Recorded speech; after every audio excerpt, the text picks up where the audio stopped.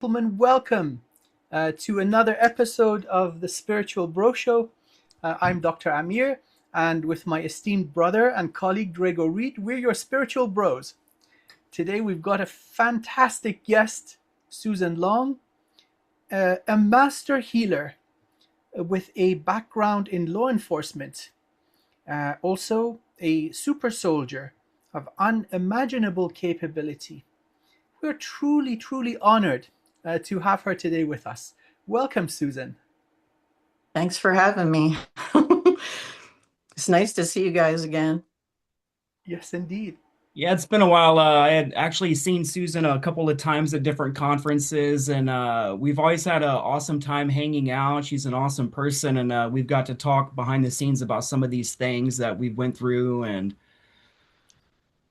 oh man, just remember some of these conversations. But Susan, I basically thought we should start with setting the Montauk stage and basically get into your healing modalities so people understand your unique qualifications and point of view, being that you're an insider in the program. So I guess we should start with your childhood. So you had your first abduction experience at age 2 to prepare you to become an asset. Why do you think they started your abduction experiences at such a young age to prepare you for this? I think it's just easier probably to program a child, and we might not have as much fear. And I'm also this the psychic ability runs in my bloodline, but mostly supposedly it's on my mom's side. But doing some DNA research, and then Amoria Sweet has access to the Mormon computer, and she was tracing. It was dad's side all the way back to the Tua Dadanen and Enlil and Enki. So that was pretty fascinating. And because my great grandma, her sons were in World War II in the Navy. Here's where the tie-in from the Navy programs come. And I've read stuff that they put out there where the Catholic Church was looking for the 200,000 golden children that were coming in the 60s and 70s. And I think I'm one of them. And when I'm really happy or doing energy work, I just try to get to that zone or I'll just start glowing. And I don't really have that much control over it. It just happens. Like if you saw that podcast I did with Penny and Jane Celia Hatch and what was that fire something one of my other friends that was using another name instead of her real name. I was glowing for almost 2 hours, but I hadn't seen Penny and my friend for like a year, so I was all excited. And then it just, because I use this light for healing and I also use it for destruction. And anyways, I kind of went off topic with that. So we're going back to the children's thing. At 2, I remember being taken, but it looked like reptilians that were coming to take me. And I know I was 2 years old because that was when my parents first moved to Delaware. And then when from Philadelphia, and then about age 5, 6, I also remember being taken because there was actually I would have been age 6 because they bought that house when I was 6. And the men in black were showing up and they would telepath me downstairs, and there would be 2 guys in fedoras with wingtip shoes dressed 1960s businessman style with a fedora on. And I know it went on for a couple years because my first memories of them at the bottom of the stairs and they were looking at me. We didn't have a storm door, and then my dad had a storm door put on because I have memories of them with and without the storm door. And we would just go in this black car that looked like something Martin Luther King would drive, and then I'd fall asleep, and then we wake up someplace. Like I remember being at Montauk when I was 5, maybe, and that's like you get snippets of stuff like I taught a lady here how to see we're going off topic. And another lady, the cranial fascial therapy that I do. And she was doing it to me. And I thought we were unwinding trauma from when I had my 4-level cervical fusion, but it wasn't. I had to get her stopped because I was dry heaving. And I'm thinking, what is this coming up? And then I saw myself, I was above, like went out of my body, and I'm upside down, drugged and foaming at the mouth. And what looks like Mengele is raping me in a white doctor's. I think that's why a lot of us, our blood pressure goes up real high when we get to the doctor's office from the white coats. And not that that's funny or anything, but actually, from being a police officer and being a sex crimes investigator, I think that really helped me a lot. Like I was actually healing myself before I had memories, because God forbid that I would have had those memories of all the crazy stuff that happened while I was a sex crimes investigator, because I think it would have destroyed me. But I also got all the training and experience there to be able to sort it out myself. And with each stage that I'm going through, I would research what is this? Like I remember in third grade, I was out at recess playing telepathic games and reading Nancy Drew in third grade. And you're what, 9? And that was supposed to be high school level stuff. So I was already reading above my age and everything. And there was a couple kids that could telepath, because I'd say, hey, think of a number, and one of the other girls could do it. And that's the first time when I was 9 that I was remote viewing when I look back, because my one friend, Tony, that I used to practice those games with at recess, she was at the Spectrum's not even there, if anybody's from Philadelphia. It's this old concert venue. And it wasn't really any place you'd take a little kid, not a 9-year-old. And I was taking a bath, because that's what my parents would have me take a bath at nighttime, and when I was a little kid. And all of a sudden everything went black, and I'm standing there looking at my friend, and she's crying, and she's in the bowels of this concert venue, and it reeked of urine. There's like flashing lights over top, with those what are those neon, they're not neon, but the ones that make the weird sound. And she's crying, and I can't help her, and she also can't see me, but I'm trying to talk to her. And that's when I was viewing. But I thought everybody could see like that, like when people I know are crying or upset. Sometimes I have to be careful, because I don't want to just show up like a ghost, because that's what I look like when I show up. But like my mom isn't psychic. um, she can do some energy stuff, like if she's angry and she doesn't want to cook during the holidays, she's walked by our computer stove and set the whole thing off for, so we couldn't even cook dinner, because but supposedly she doesn't have any gifts, but I think she does. Her anger is one of hers. And this was kind of funny, because I remember her telling me once, I was 40 and I was standing in her kitchen, and she says, I was talking about something where I saw my son in a dream when he was in Iraq, and he was an Army Ranger then with the 3rd Ranger Battalion, 75th Ranger Regiment. And I saw him looking at 3 Rangers walking in front of him when they were out on patrol, and they got hit with the IED. And um, I woke up after that, and he was able to send me that message, but he can't communicate like that. But my younger son can. He's like me. But I remember mom in the kitchen saying, "You're not Faye." And I said, "I've always been Faye."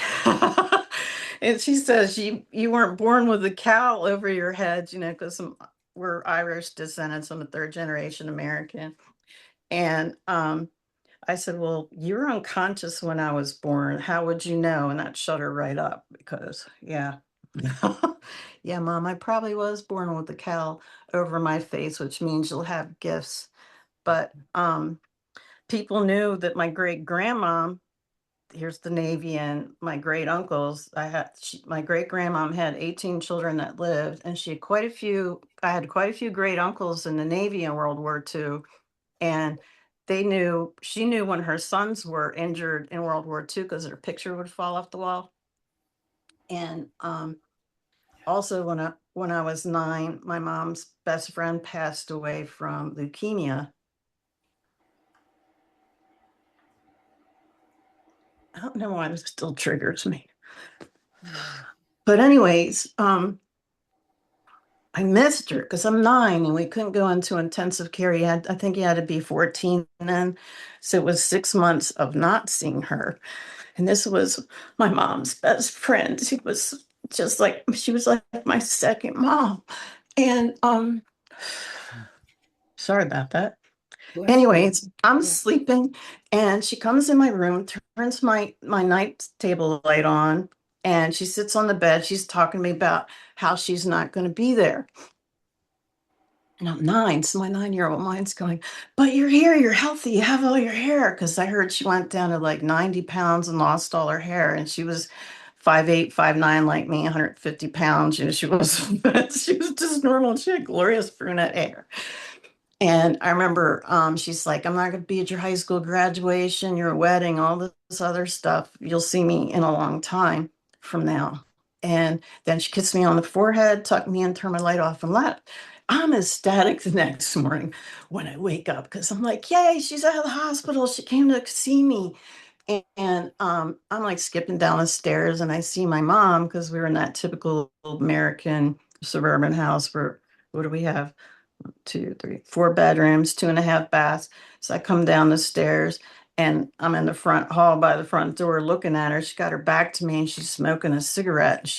I said, Mom, Patsy came to visit me last night. She spun around and she screamed at me, how did you know she died last night? So I didn't tell her anything after that. And then my great grandmother lived really far away, and I was taken there when I was 16. And she waited till my mom left the house, and she's like, "Oh, good, your mom left." She said, "I've been wanting to talk to you. You're Faye like me." And I was like, I was pretty shy when I was 16, and I was like a jock. Still kind of am a jock. But anyways, I'm looking at her and she said, remember when you thought you made your mom cry when you were 9? I'm thinking, how does this lady know this? She says, you're Faye like me, you have the gift. She's like, I have it too. You got it from me. And I was like, okay. And she says, it skipped your mom and she's scared of it. So we just don't talk about it around her. Only, it's ones in the family that do. And she says, your mom's actually terrified of it. And I was like, oh, okay. So I wish I had been able to talk to her because she died like the next week. And I have so many questions and that I never got to ask her. But I did when years ago when I was practicing the quantum trance hypnotic regression and I was getting regressed, I was like, hey, I want to go back to this beach where I remember being in Northern Ireland. I think it was on the East Coast. Um, and this little boy that I was with, I thought it was a trauma twin. Now, no, because he used to walk over from Scotland because there was a land bridge and we would play. Well, there was a man of war on the beach, and I told him not to touch it. So this does sound like my trauma twin because he never listens. And he touched it, and he got stung really bad by the man of war. And that's where my memory of that past life stopped, where I was going to take him to the healer in my town, but I didn't remember. So when we did the regression, I was like, okay, I want to go back and see who this healer is. Well, the healer ended up being my great grandma. And she's like, I knew you would come. I've been waiting. And anyway, she's all excited that I'm doing this stuff and herbalism and The fire burns. It gets stronger. This is wonderful. This is amazing.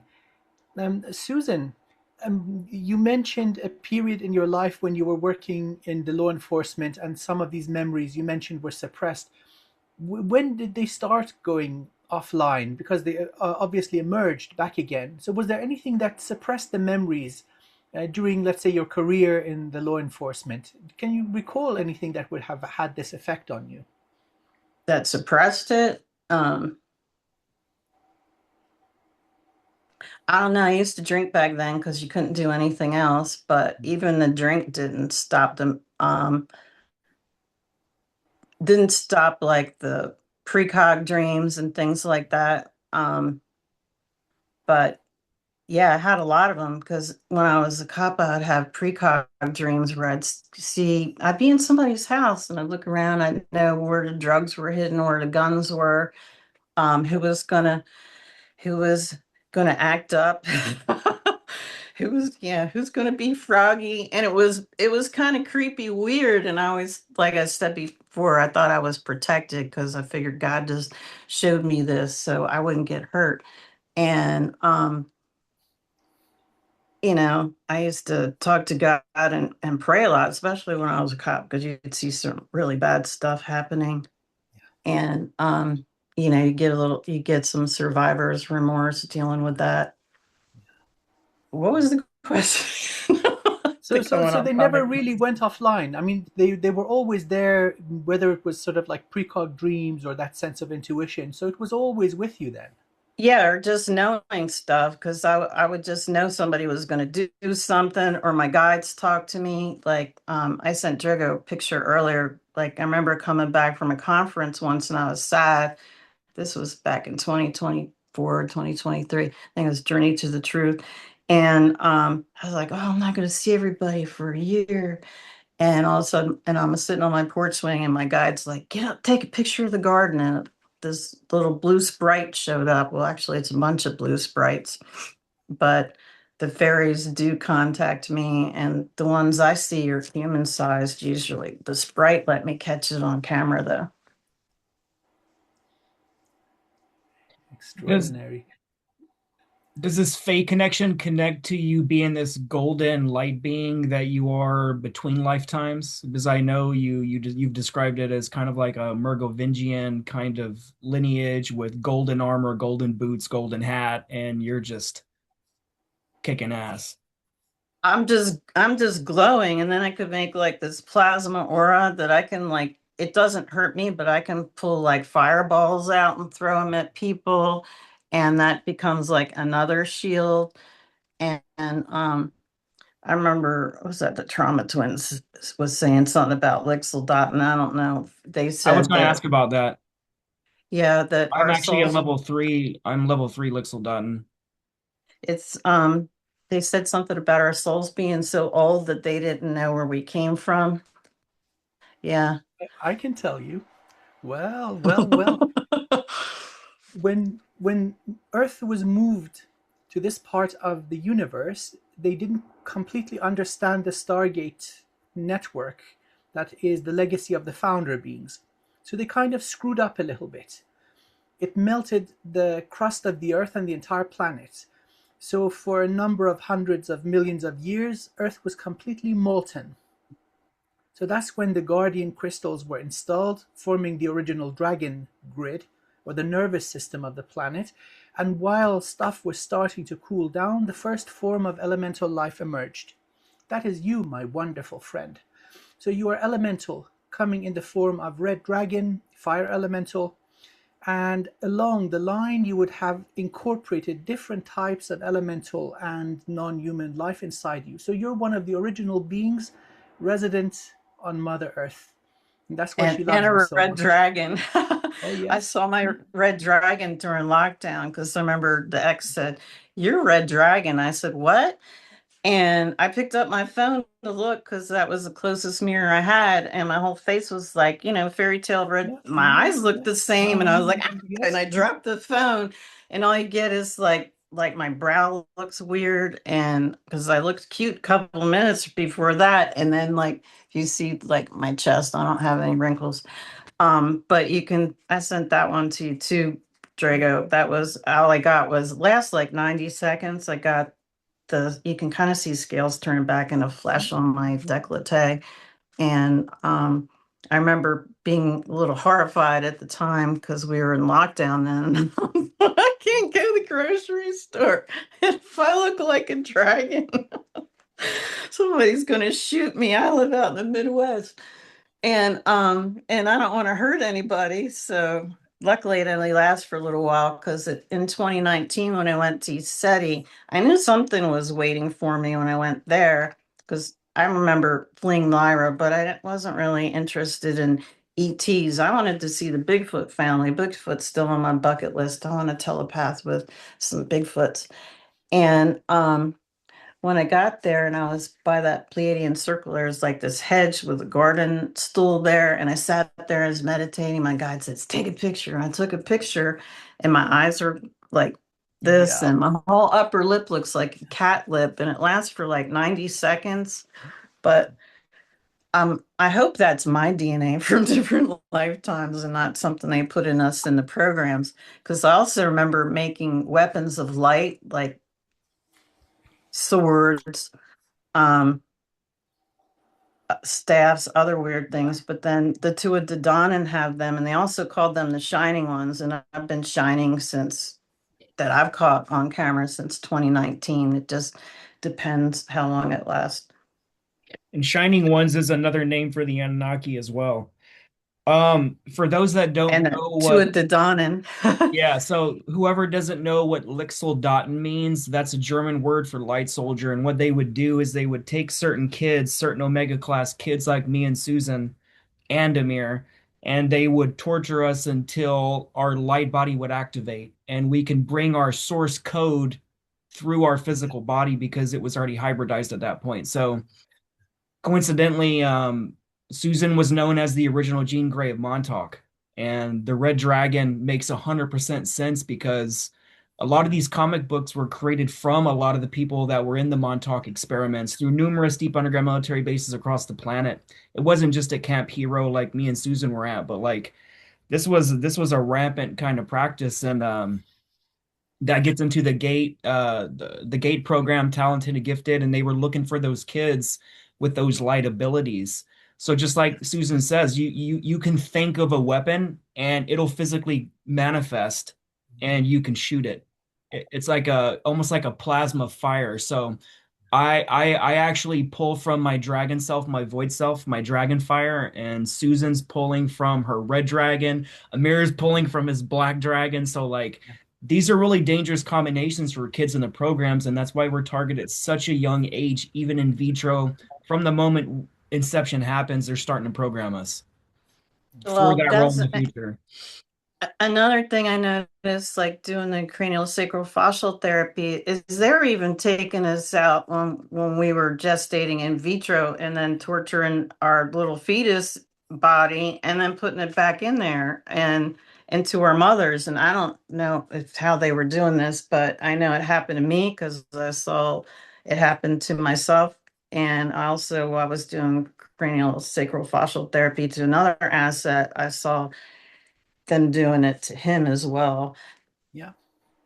With the noticeable scars, being born with, I was born with a broken cheekbone and broken nose, physical trauma, without any Jeez. injury to my mom. So, Were you some of these breached? events, I believe so. Yes.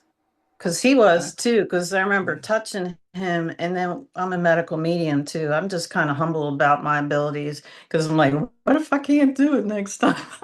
Yeah. Which would freak me out sometimes when I'm doing distance healing because I'll be meditating and I'm like, what if God takes my gift away and I can't help this person this time? And but it's always there. I just would used to freak myself out sometimes. But I remember touching him at something with his hips, and I was like, "You're breech." And I could see because I'm literally like having this 8 millimeter reel in my head, and I can see him breech presenting, behind first, and his Mhm. cord was wrapped around his left thigh and up around his neck. So also while he's being born breech, he's being strangled, Yeah. and which was kind of interesting because my first child, who actually is a soldier, not a super soldier, he had the cord wrapped around his neck and was a blue baby, and I was yelling at them to get him out that he wasn't breathing. And of course, nobody's paying attention to me. And but I then again, I can tell you what day I conceived. So and he was blue, and then I could hear them talking to each other like I wasn't there. How did she know the cord was wrapped around his neck? Well, I could literally feel him contractions trying to Mhm. go Yeah. back up, and I was like, oh my god, he's being strangled, get him out. And they lost his pulse too while I was in there, but he ended up being okay. He's really strong. Have you ever did a session trying to figure out the origin of why that happened? Like, do you think it was your son trying to reject the purpose of him being in the programs? Because I've seen that this is a phenomenon when I put people under. Sometimes when their child starts happening, they start wrapping their own cord around their throat because they have they have full memories at that time who they are and what their mission is, and sometimes it's too heavy.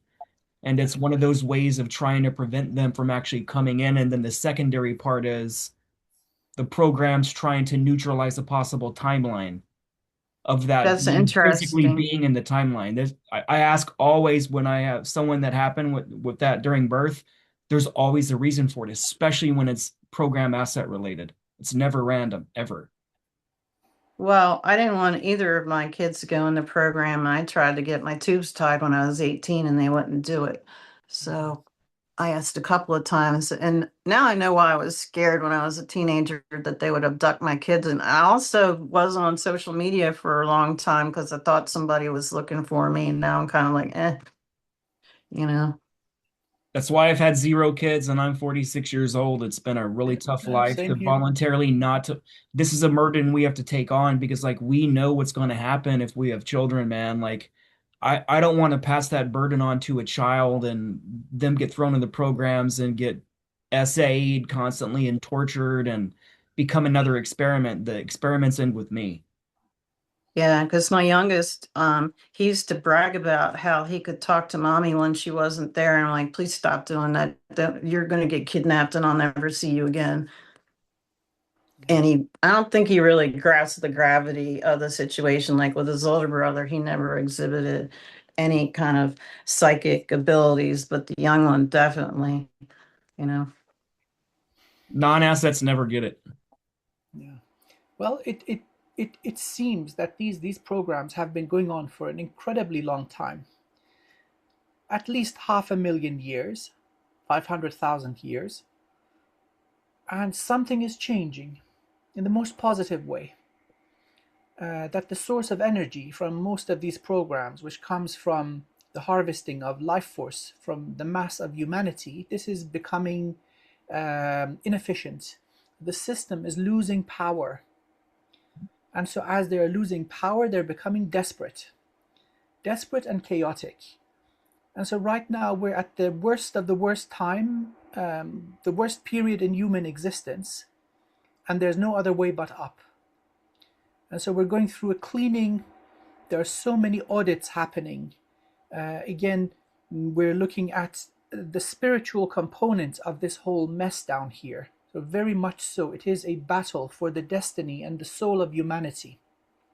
Us awakening or remaining unawakened and performing our task as cattle, and that is not becoming of the mighty human. So, in the next, let's say, 150 years to 3 centuries, we're going to be out of this mess permanently, but with great compassion. I mean, Susan, look at your own lifetime, this incarnation, this wonderful human vessel. Despite what you have experienced, there's so much compassion. There's forgiveness. There's no anger or vengeance. There may be exception for those who hurt children. That is understandable. So that is uncreational. But lesser transgressions, you will find the ability in your heart to forgive. The same applies to Drago. Same applies to myself. We're not here to hold grudges. Mm. We're here to make sure that things move in the right direction. The liberation and awakening of humanity. Well, that doesn't mean that if I get a green light, I'm not taking out people that hurt us as children and are still hurting children and killed our babies and stuff. I'm definitely going for them. Uh-huh. Yeah, Yeah. Mhm. people need to understand that those missions are already happening and we're already doing it. We've been doing it for a long time. This is something we're all three involved with. Yeah. It's we have to. And that's not a burden to me. That's removing a cancer from the timeline because they only eat the timeline and they invert it. And the timeline is organic and it does not ever like to be changed. It'll actually start fighting back. Yeah. And that's what when I was there through Project Phoenix, man, I had to literally help fix a lot of time rips because they ripped so many holes in time and space and everything was bleeding together and it was starting to collapse upon itself. And like I do a lot of that in the astral stuff, and that's not something I talk about a lot. I talked about it briefly in some of my presentations, but like that's a real thing. I saw time cops before I went to settlement on this house because I ended up being tricked into coming out here by an asset, and he used black magic to find me, among other things. And shoot, where was I? Talking about the movie Time Cop. Oh, the time thing. So I put a deposit down on this house to buy, but it was right before the holidays of Thanksgiving and Christmas. So it took a while, and we were in an Airbnb for a little while. And actually, that time we were in a hotel. And I remember laying in bed and I woke up. You know, they always have those long mirrors that you can get dressed at. Well, I saw two super soldiers like come through the mirror and they just looked at us and then they left. And I was like, well, okay, were they putting us back or were they just checking on us or what? But yeah, they came through the mirror. This is so good. Excuse me, sorry, Drago, for interrupting, jumping in. A lot of mending is happening. So certain technologies have been very badly abused, like portal technology, which includes back and forward in time. These abilities, one by one, are taken away from the control system. So as they were manufactured by older races, certain security protocols existed. Now, through events like moving refugees to Earth, these conditions were softened or certain security protocols were deactivated, meaning that anybody could come through. And so now these are put back up, including the Stargate network. That means no reptilians in or out, no Anunnaki in or out. They're contained here. And so now Well, we get the last laugh. Well, some of us could go through the old Stargates, but Yeah, yeah. most of them got their brains scrambled because I remember going, I had enough DNA to go through it and it would just kind of make me sick to my stomach and that was it, but other people would just end up with severe brain damage. Yeah. And there was also a lot of biometric stuff too, because when you're talking about thousands of years, I remember being in this place in the mountains and I could look down and see this fjord. It looked like some mountains in Sweden or Norway or something. Switzerland. And there was a ship in the mountain, and when I went in the mountain, I put my hand up to this biometric thing, and it just looked like a stone wall, and it turned green, and then it opened, like that green from like computers from before we had the internet.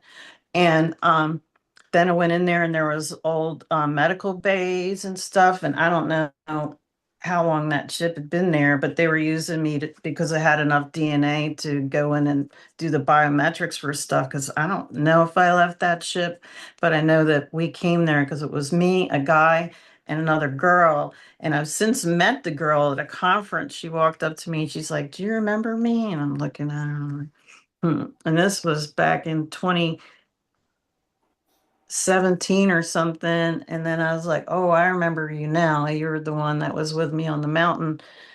Um, But heck, I remember dying on the Hill of Terror too, and Marta killed me because I was pregnant with some. He sent his people to come kill me because I could see like tiki torches at nighttime, and he's talking to these other alligator head guys, and he's like, "We got to kill her because she's going to unite these tribes," and he wanted everybody fighting because our clan where I was, because this would have brought the clans together. And then it had the clans fighting because each clan blamed the other one when it wasn't even the clans doing it. It was Marduk sent his people to come kill me. And apparently I was not worried about being attacked at all because I was out. It was my 9th month and I was walking, just trying to bring labor on, and nobody else was with me. And they ran me through with a sword. This was probably 1,000 years ago at least.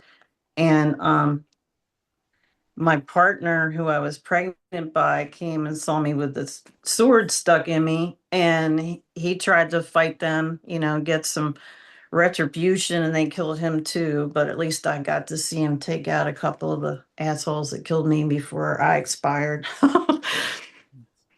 Was Marduk Red Alpha Draconian? I just remember I couldn't see him, but I could see who he was talking to, and they had like alligator heads. So black alligator heads is what I could see in the dark because they had a meeting at nighttime. I just remember the red fire from the torches and Were they these really tall? alligator heads. I don't think it was them that came to kill me, but yeah, how does this work? Where they actually sent humans to kill me, but somehow these reptiles were in charge of these humans that killed me.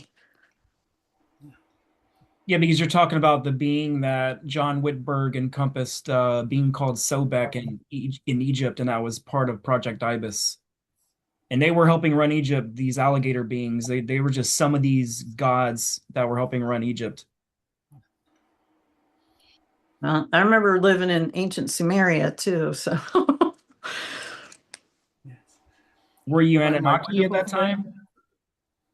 me, I think I kind of look the same each time I come back, and there are a lot of skeletons with red hair, ancient Egypt. So, but then again, if you're red hair with the green eyes, have really dark green eyes, that's Anunnaki also. But don't they call every sky being an Anunnaki? I don't know. It kind of seems that way nowadays. Sumeria, your aspect of Inanna or Ishtar, divine feminine, balanced divine feminine who is not shy of pulling out the sword and cutting some motherfuckers. So I don't That think sounds much. like me. Yeah, that not much has changed. You're older than the plant kingdom. You're one of the original residents, and of course you would have engagement with all sentient life, whether they're native or not. The purpose is balance, really. I suppose we can all agree we want this to work out for everybody, because lots of these beings are not acting out of free will. That's important to consider. Many of the Draco reptilians are controlled, mind controlled. Their energy structure is very badly sabotaged. So if you come across one of them in one of your energy healing sessions, they're missing the heart chakra. So this kind of lots of the centers in the head are sabotaged. So these beings, they also deserve to receive healing if they are willing to acknowledge that they have done wrong and caused harm. They accept Source's offer of healing, and they genuinely wish to change. So the being that was distorted and damaged is no longer there. That is gone. Something new emerges that can then continue evolving along the path of divine evolution. This does happen. And so this is happening more and more and more, and we're left now at this current moment where we're all three of us talking with the worst of the worst. So those who don't accept that they've done wrong, they don't even agree that there's a problem here. So they think they are better than the divine source. That's what we're dealing with now, and these guys are becoming fewer and fewer because they are crunchy and taste good with ketchup. So Hey, I says got the black dragon in me. Yes? I've got a bumper sticker that says that too on my car. So Amir, did you say that she's an actual aspect of Inanna? Inanna, yes, Inanna, Ishtar, deity of water, deity of love. So it's the same energy. Different cultures then give it different names. Tara, Kuan Yin, Anahita, Ma'at in Egypt, justice, balance. So they're the 42 principles of Ma'at, divine law. And then we've got aspects of this in the Hindu culture, Durga. We've got this in the Norse mythology in the form of Freya. These are all the same consciousness. And so this would have as a soul aspects in different bodies. People would revere the human aspect as a deity. They would come always in a body that is beautiful inside and out, with great blessings, healing. I mean, if you heal somebody's child, they're going to love you forever. So it's a state of consciousness given to righteous beings. And so the same would apply to masculine, divine masculine, which is not a murderer or killer, it is a protector. provider, supporter, right? So giving the giver of self-esteem, facilitator of equal opportunity and growth. So these lifetimes would have been plentiful, all three of us. So even now we have some of these aspects.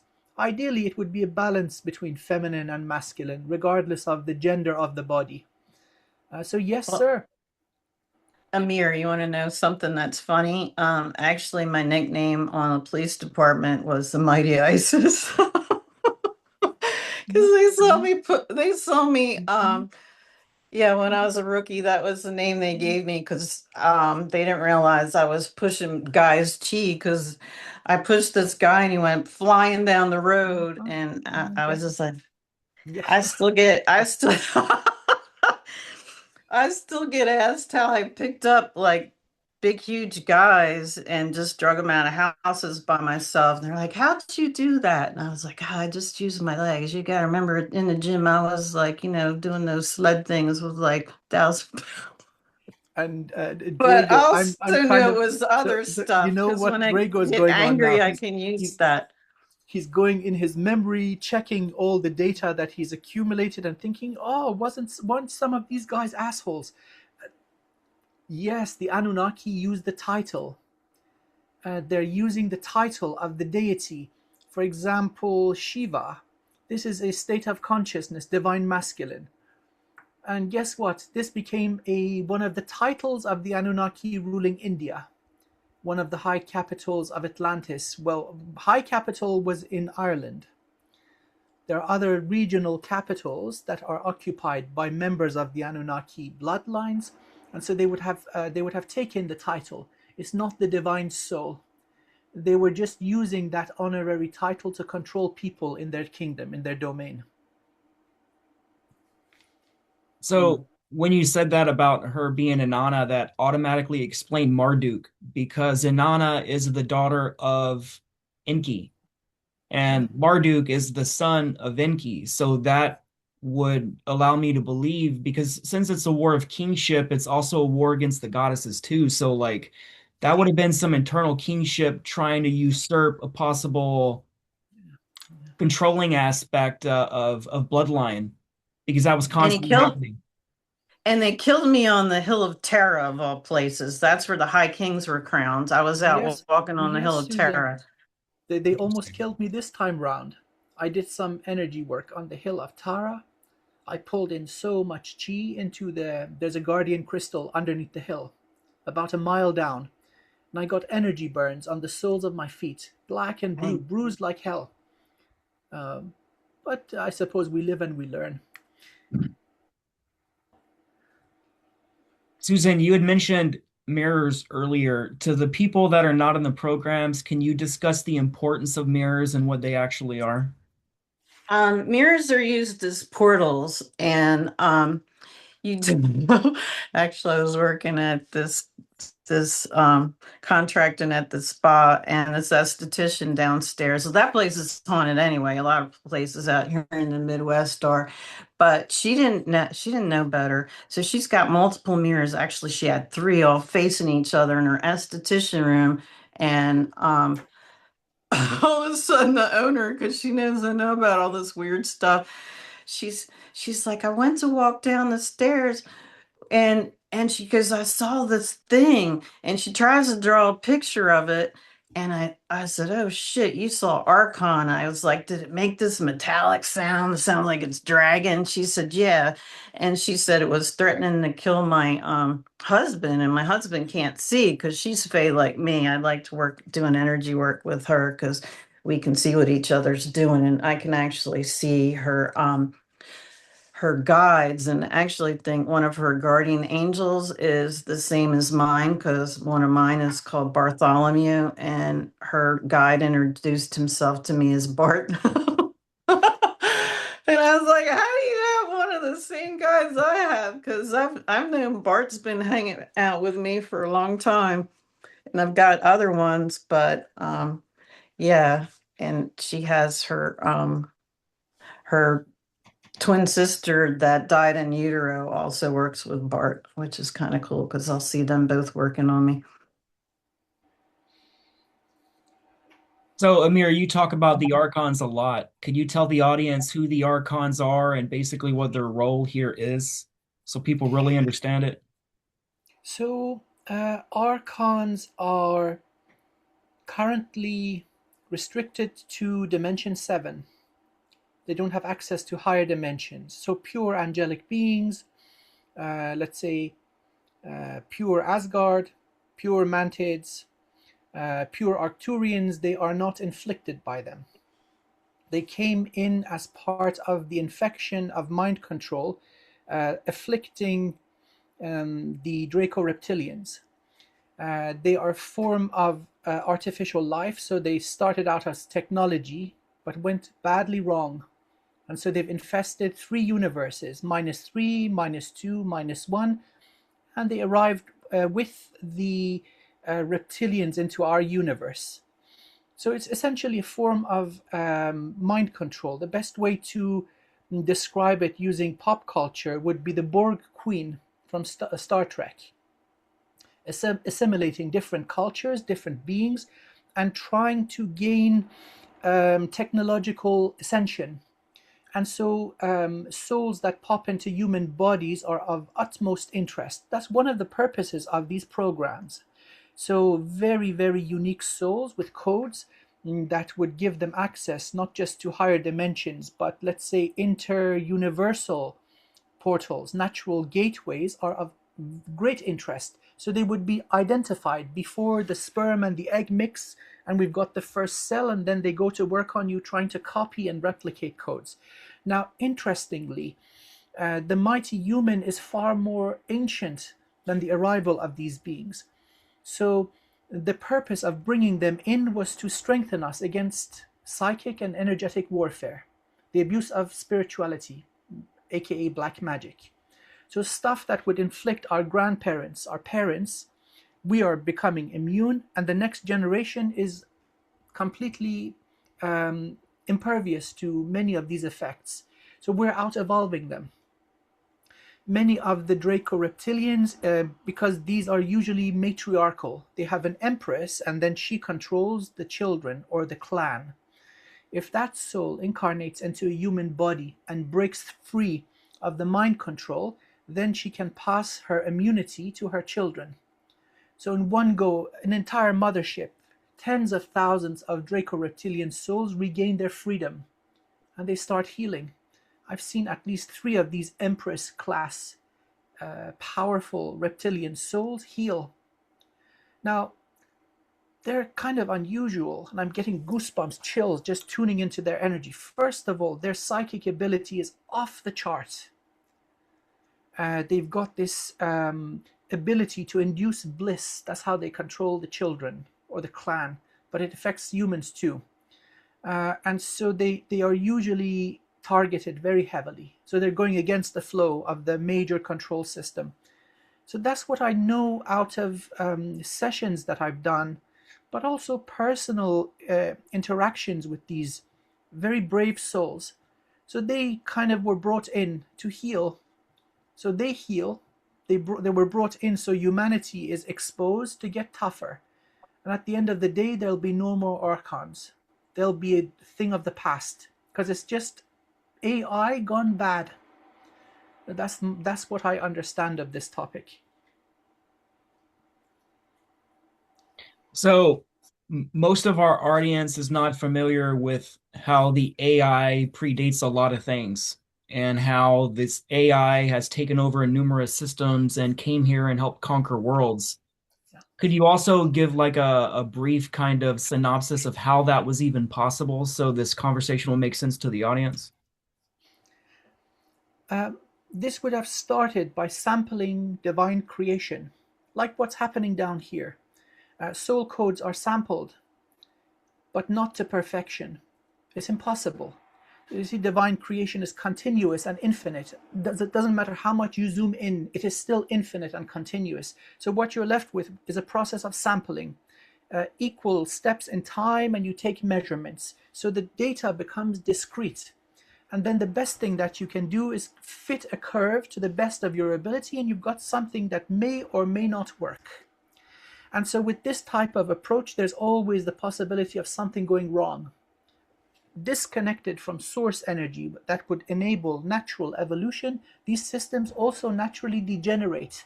So every newer generation is not quite as good as the original copy. And so if you're using this to enhance beings, so planting AI into a biological being connected to source is a terrible idea. And so in universe -3, this was attempted, and the whole thing went wrong. The ability to spread through nanotechnology, but also astral links, non-physical links, took over entire species. And so this became a plague. Now, Draco reptilians coming in would have engaged many sentient life forms in this galaxy and other galaxies, like the fall of Lyra. Now, add to that, portal technology means time is no longer a linear thing. They've got access to a vast domain of planets that they can conquer and grow their empire. So it turns into a shit show. Earth is where it all ends. These little human bodies are the cure, believe it or not, because we can break free in a way that other species don't have a chance. So, yeah, this is where it's happening. If you're in a human body right now, you are one brilliant, magnificent soul. Thank you for that, Amir. You're one of the most well-read souls and experiencers I've ever met, and it's your knowledge that you're doing at the Bases Project next week and your presentations. And this guy doesn't speak from any canned material. He will go on stage and he will give a 2-hour lecture from his mouth, and you will go on a journey with him because this guy's like a chronicler of realities, like a bookkeeper. Like he can really see the true things that truly happened minus the stuff that was swept under the rug, and they're like, hey, look over here and this is the truth. So like Amir is really important in this story, man. So I just wanted I'm to just say a that. car wash boy. Wax on, wax off. In the presence of you guys, I don't hold a candle to the sun that you guys are. And so Susan sitting there looking pretty like nothing's happening. Oh yeah, don't be humble. No, I was just thinking, that I've worked with Bill Tyson and done some violet ray things, and he made me this Genesa crystal thing, and it's not hooked up right now. It's in the other room because I put my barefoot frame in here and it doesn't fit in here anymore. But when I got in there, the first time I got in there, I saw what I thought was the owner of this house, the original one, and his son standing outside of it looking at me. And Victorians were fascinated with technology and stuff, which didn't surprise me. But the second time I got in it, I saw these, there was like 7 or 8 of them. They were these smoky things. And I know who they were attached to, who put them on me, because they came from him and his activities, because he's derelict and deviant. They kind of look like the Pirates of the Caribbean cadavers, and they had this gray smoky thing, and I'm in there hacking away at them with my hand, karate chop, getting them out and burning them. And that was stuff that was attached to me from his proclivities I was unaware of at the time, because I never would have met him had I known about any of his proclivities.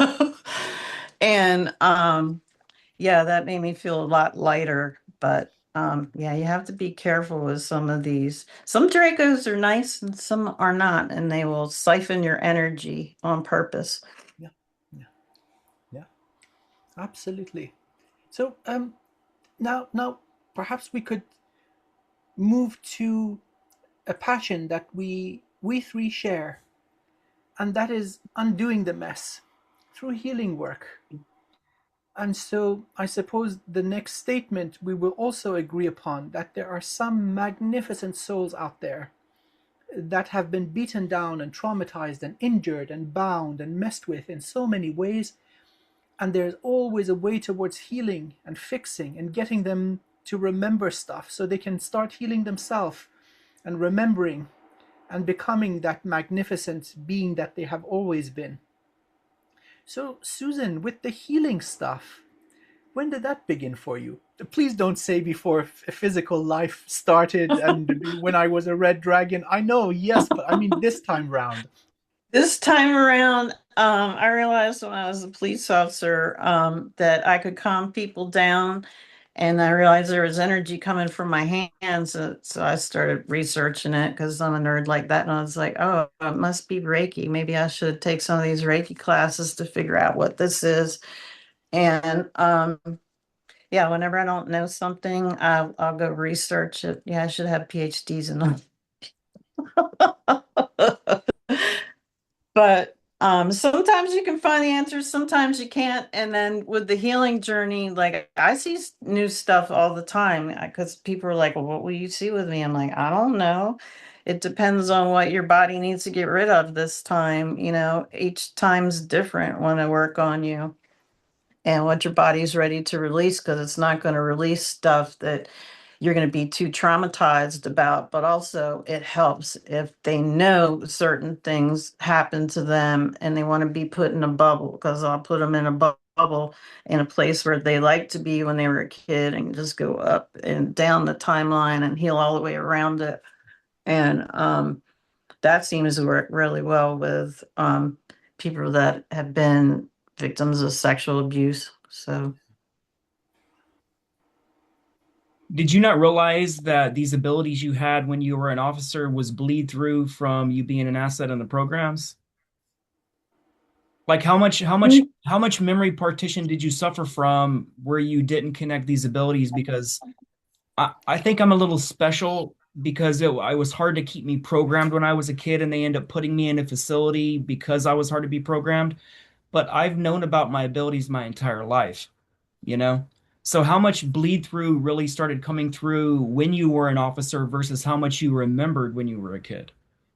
are you talking about things I did in the programs or that happened to me or just abilities? Because I was just remembering stuff all along from other lives. Like when I go in and pull in this golden light from the ether, I just call that's part of what I call the Famon energy healing because I'm just doing stuff I remember being able to do.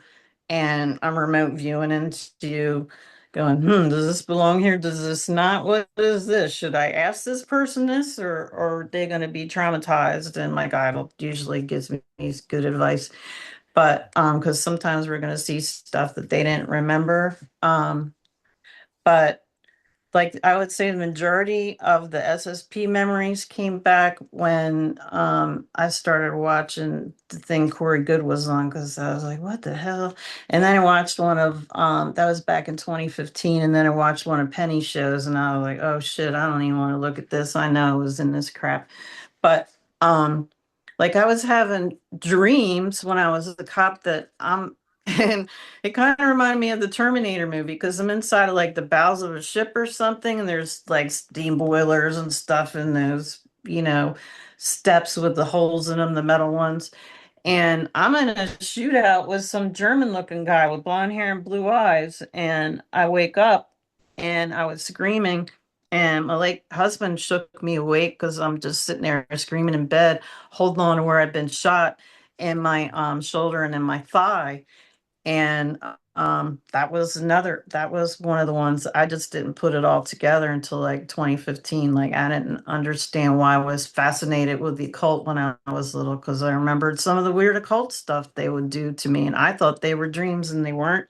And that's where I was able to put it together because I haven't actually had a regression where I remembered SSP stuff. It was just downloads, and then I'll meet people and like this was a Montauk related thing. I remember being with the trauma twin, and we went to where his half brother was, and his half brother says to me, he's like, "You look like my science teacher."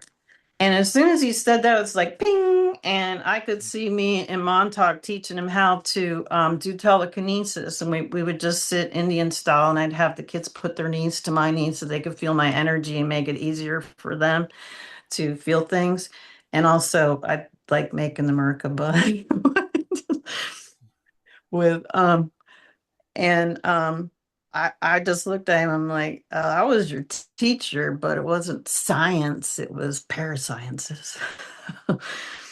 So, Yeah, and then other people, I'll just, you know how that works because you'll just start talking to them, and all of a sudden you're like, oh, okay, I remember you now. I remember this, that, and the other thing. And you're like, shit, I thought that was a dream I had 20 years ago. No, it was like, I remember stealing files because we wanted to remember each other because they had threatened to send us back. And I think I've been on at least 12, 20 impacts because I worked for the Germans, the American programs, and some of the corporation things they would just come and take me for. And I still get taken once in a while. It was a couple of years ago to open up a portal now with the Nellis Air Force Base where they took me to because they were taking me at nighttime a lot then. I don't think they take me so much anymore now. I'm not really sure why, but maybe I'm not remembering some stuff. But I think I wasn't allowed to remember a lot of stuff when I was a cop because I had access to NCIS computer. I could run anybody, the National Crime Computer. I could have found assets that I remembered if I remembered then. And how foobar would that be for me to start contacting people all over the United States? And I know people that I worked with that were in Australia when they were growing up too. And I kind of remember speaking some Spanish and French in those programs too, and some Russian. So there's a lot of different people that we worked with, and there was even Asian people, but I don't have any positive um, memories of working with any Asian people. And I had to kill them because they think that they can do whatever they want to women. So they tried to separate me from my counterpart a couple times, and they came at me with these helmets on. As soon as I got the first guy's helmet off, that was the end of the rest of them. So,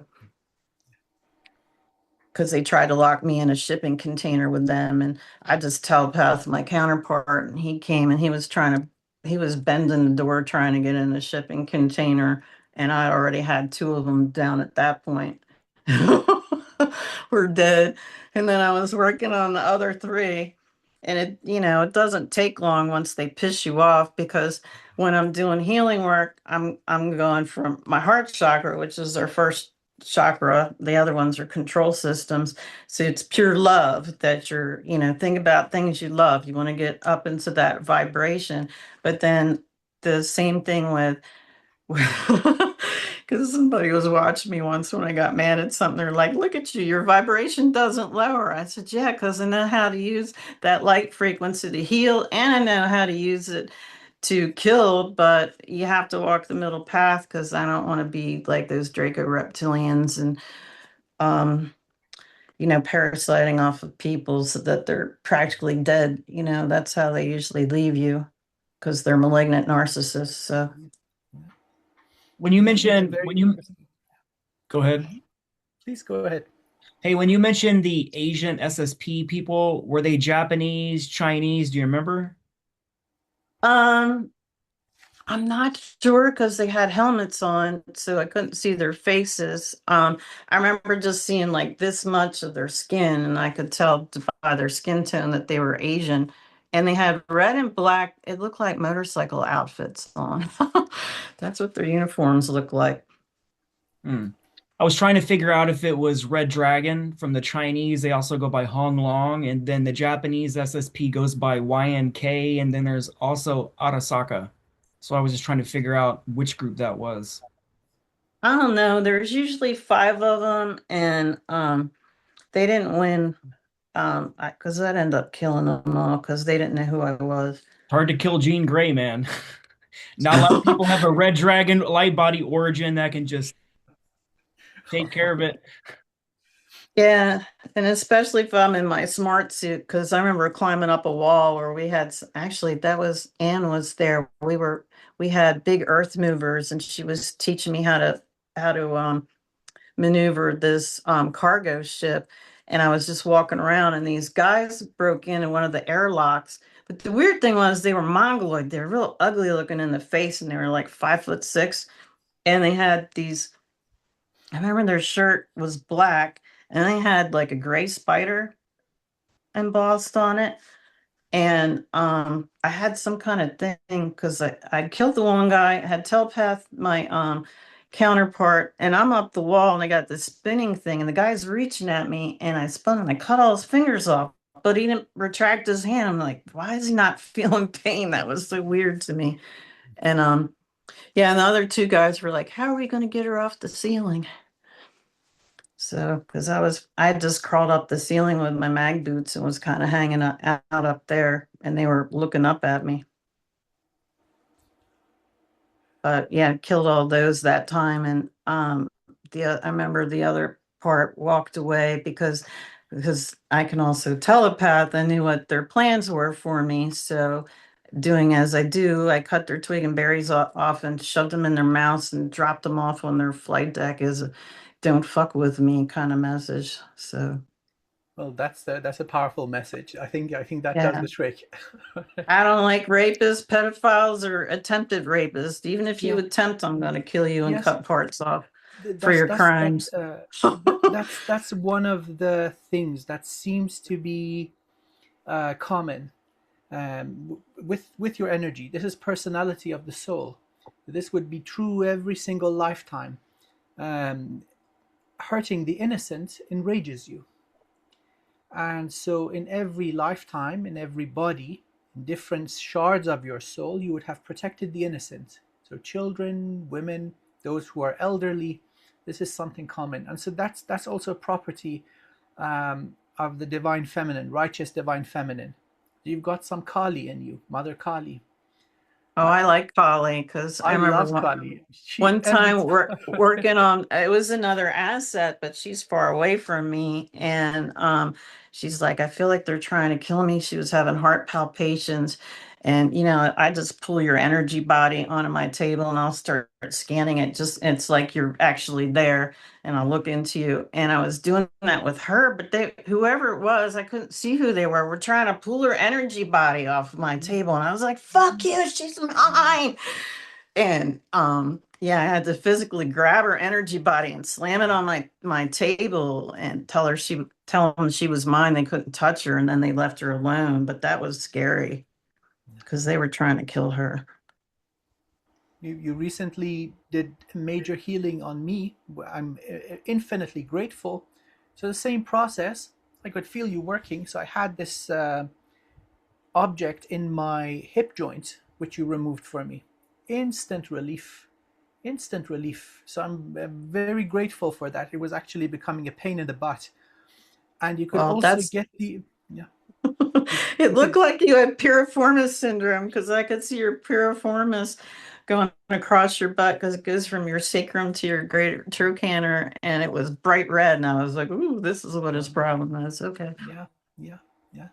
Well, thank you for that. So, you're Susan, welcome. if one of these assets come to you and they're some of the most targeted kind of assets, what kind of things can you help do with them to help protect their energy, just like Amir does? Like, what's your go-to modality when you're healing directly with assets and you're dealing with astral entities and attacks and stuff in the non-physical?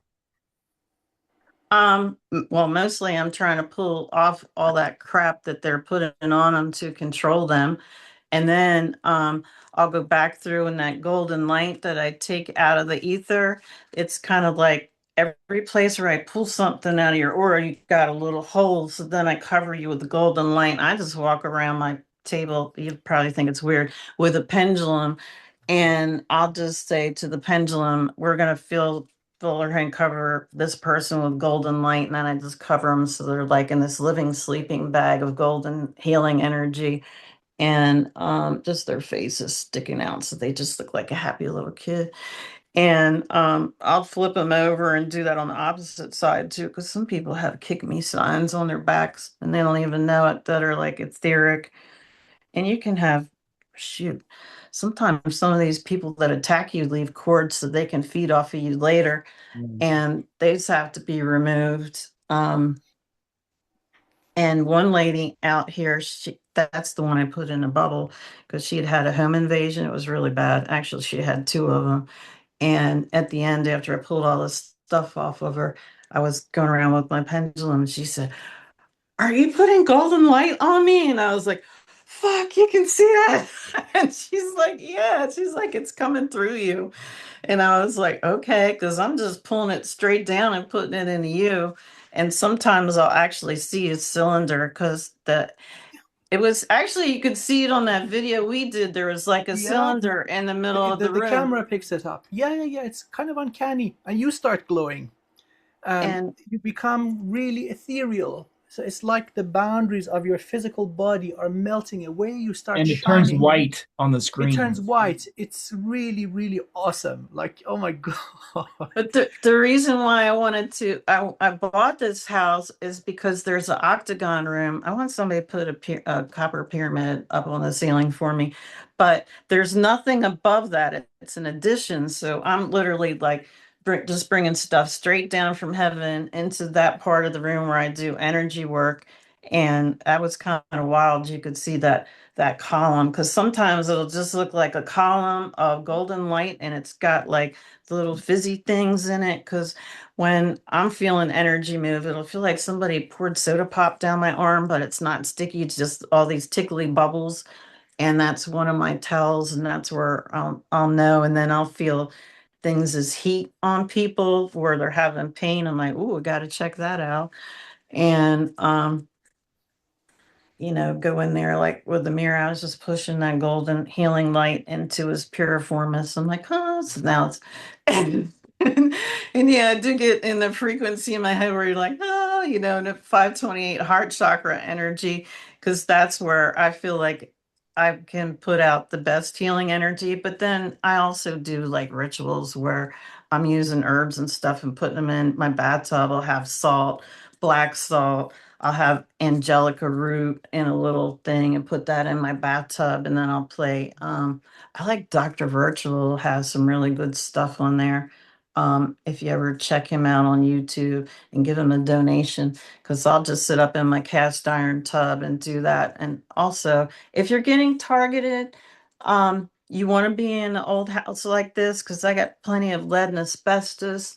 And I don't know of anybody when I was a kid that had lead poisoning. They just want to get the Wi-Fi and everything else in your Yeah, house 100%. Yeah, easier. yeah. That's why they're putting up these, that's just Tyvek and press boards. You can literally just take like a box cutter and walk into somebody's house. You don't need to go through the door.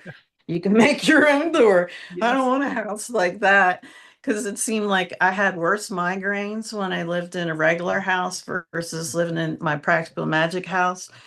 And that's going to suck when I start traveling because I get hit a lot more. And I'll give I don't like to say everything I do on lives, but I'll give my clients um, advice that works. Let's put it that way. If that doesn't work, we'll try something else, or just try not to be too public about it. But iron works. Um, if you're getting Bronze. hit, just Bronze, yeah. Susan. Bronze. It's Water pipe, iron. if you're getting hit really hard, you can go in the basement and hold on to a water pipe because I seem to get hit 3 months on and 3 months off on their schedule with the Havana syndrome, and that shit hurts, man. Because they hit me. I have a YouTube video. They'll get both of my temples, and I get my thyroid, my heart chakra, my descending colon, trying to aggravate diverticulitis or give it to me. And then they hit your sex organs too, because they're trying to give you cancer wherever they can, because I don't think they can flat out kill us. And when I'm getting hit, there's usually a ship outside in the clouds, or that was another thing, man. The counterpart talked about. He thought that we weren't having street theater because they're actually afraid to come out and confront us, or me anyway, because let's put it this way, they always put the hard cases with me, in training and stuff. And that was another thing at Montauk. Like I remember, they they had cattle prods. They kept throwing water on me, and you're like naked on this table, and they're hitting you till you just do what you do, and you kill everybody in the room. And they were trying to activate my Selkie genes from being Irish. Um, And they did, and they also used those in different programs. There was some kind of dolphin program I remember being in with Veronica, and we actually had underwater Project Seagate. domes. So that was Seagate. Because I remember having to swim around the perimeter to check, make sure that there's no cracks or anything, and Part of Sentry Duty. I didn't use breathing apparatus. So So was that one of your clones and you were cut with dolphin DNA as well? I also have a dolphin aspect, a clone in Project Seagate as well. Christy Campbell talks about it all the time. um, see, I don't really remember Christy, but she remembers me because I'm older than some of these other people, so I went in and out and wasn't actually going through the same training as they were, I think. But then I also remember them taking me out of a classroom in the 1940s to make it make sense. Because I went meta in a classroom where I blew out the corner of this. The kid I was sitting next to was making this funnel cloud come towards the classroom because we had this wall of windows, and he's laughing, and I said, oh yeah, I want to see what I can do. And there was a teacher, and she had a dress that came down below her knees, and it was kind of like Mary Jane's with little tiny heels. So I'm thinking this was the 40s or the 50s, and it was a brick classroom, and I blew out the corner of the wall behind her, and I just remember she peed herself while she was standing there. She was so scared at what we did, and then we weren't in the 1940s anymore. I'm seeing that that was part of Project Phoenix too, and that was a time travel placement. And also, Amir, about 7 minutes ago, I noticed there's draconians in her room, and they keep flashing in and out. I keep seeing them, so they're wanting me to see them. Can you detect that there's draconians physically in her space right now? Because they're making it obvious to me, and I keep focusing on, I keep seeing them flash. Are they out in the hallway? Yeah. Are you sure it's because it could be, I'm on a corner, it could be people driving by. No, no, this isn't a light flash. This is a body Yeah. that I keep seeing. Well, They're shielded. I'm not seeing them. It's very usually I intentional. can So it's smell them and they smell terrible. The first time I did a regression when we were practicing, but like I said, I haven't seen any SSP stuff in regressions. I could smell a draconian upstairs. And after we were done, because I was doing it with Athena, and she's like, all these ETs were looking in the camera at me. She's like, did you see him? I said, no. But when we were talking after the session, I saw a gray walk by. I could see through this doorway. And now I can smell them. I'm picking up through They're this. definitely remote viewing this. They're definitely observing this transmission. It's obvious. Hey, boys and girls, guess what's on yeah, the well, you know who menu? the Draco reptilian was, and I'm a good reptilian. You are an evolved form of that archetype of life, which is dragon. These guys have been prevented from evolving because they are assholes. If they concede, they would have evolved long ago.